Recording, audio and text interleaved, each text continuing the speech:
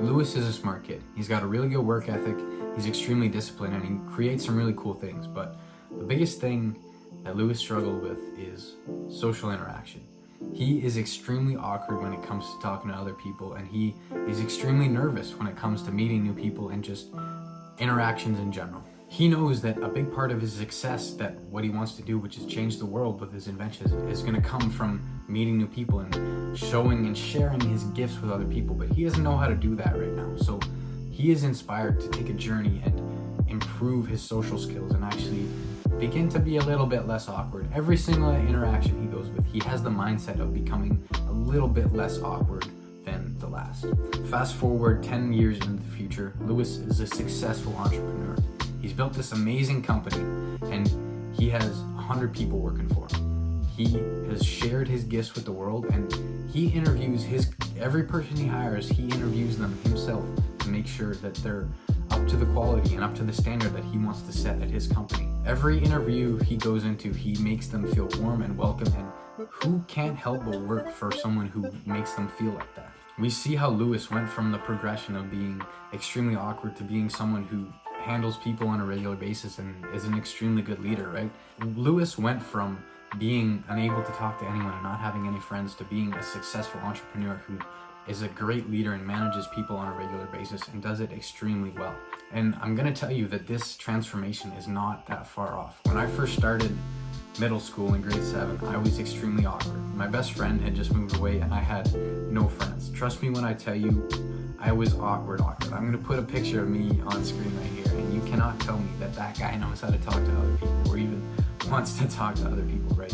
He was extremely awkward. I wasn't really passionate about anything big. I kind of like sports like this, but I didn't get along with a lot of other people. I didn't really know how to go about meeting some decent people and making some decent friendships, right? And I was always extremely awkward. Whenever I was in a social situation, I would just be quiet, man. I wouldn't say a thing, and I didn't really have anything to say. I just listened to what other people were saying.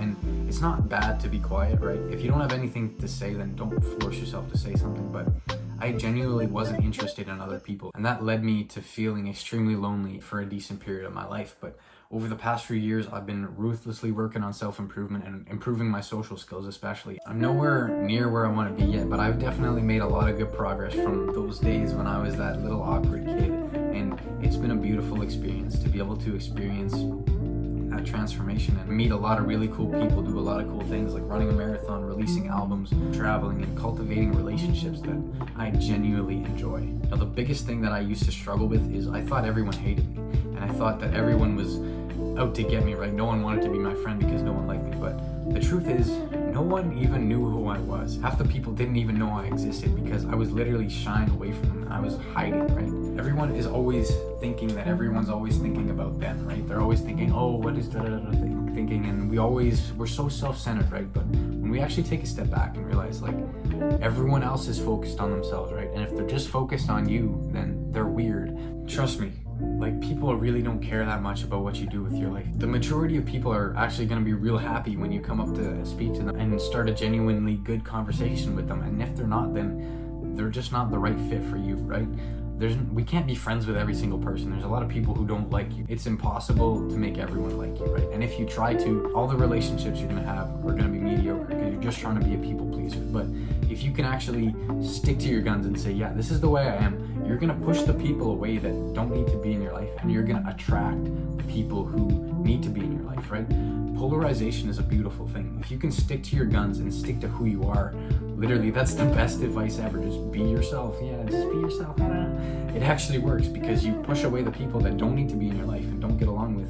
Then you can become friends with people that you're on the same wavelength for. And if you change yourself and try and be friends with people who you're not actually like, then you're gonna be inauthentic, and that relationship is not gonna thrive, or you're gonna lose yourself in the process. If you wanna actually get better in social interactions and you wanna become less awkward, then you need to be okay with the fact that right now you're gonna be awkward. You're gonna have some terrible interactions. You're gonna get some rejection, right?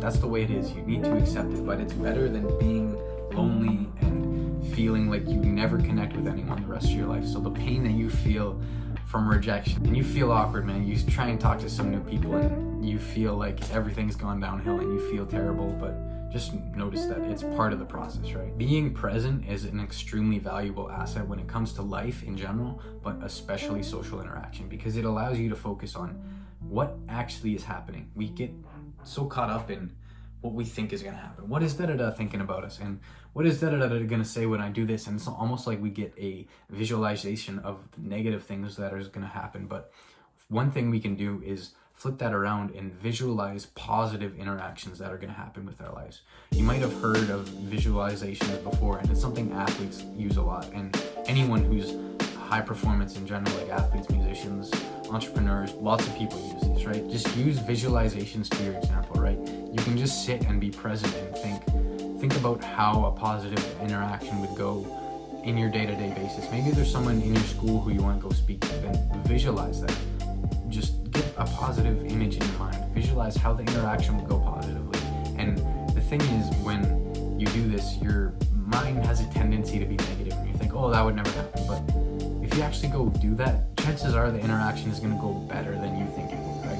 Because our mind is always so negative. As humans, we're kind of accustomed to being negative, and we focus on things that can hurt us, right? But if we just flip that around and actually start practicing being positive and visualizing things the way we want them to go, then can't help but feel better about actually taking the steps to achieve what we want to. The last part of this is you need to force yourself to be uncomfortable. I know it's not good, and I know it can be scary, and you're gonna feel especially nervous when you're going and talking to new people and getting into new interactions. But remember, fear is not really real. Fear is false expectations appearing real, right? It's something our mind is making up. The majority of situations and the way we think things are gonna go, we think, oh, this is gonna happen, and this can go wrong. Just, that's not gonna happen. Come back here. Focus on what you can control, right? You have your body, you have your breath, and you have your mind. You can control that. Can't control what other people are gonna think about you. If they think you're weird, then, well, that's the way it is. You can think they're weird too. It's a two-way street. But if you can meet some really cool people who actually appreciate you for who you are, then you're gonna have good interactions. Relationships are like the core of our lives, right? We have a lot of things we do in life, but the thing that brings us the most joy is people. And it's the people in our lives that we genuinely appreciate and appreciate us, right? Imagine the millionaire who just works extremely hard all by himself. He's the lone wolf, and he's focusing on himself, and he's just working on him, right? And he makes a decent amount of money, right? But he has no one to share with it. He has no one to share this money with. What can he do with that money? He can just buy more mediocrity, because the rest of his life is mediocre. Yeah, he makes some money, but he has no one to share that with. He's cut off his family. He's never really made any friends, and he just works to make money. And that is an extremely sad experience. But if you think about someone like Lewis, who has built an amazing company and makes a shit ton of money too, it's nice to make that money, but where do you think Lewis gets his fulfillment from? It's the people that he works with every single day. And that is what brings him fulfillment. And that is what is going to bring you and me fulfillment too. It's the people that we share our experience of life with. I wouldn't do this if I didn't want to help people, right? I wouldn't make this video just to get views and then I'd do some other clickbait thing. But this advice is something I needed to hear.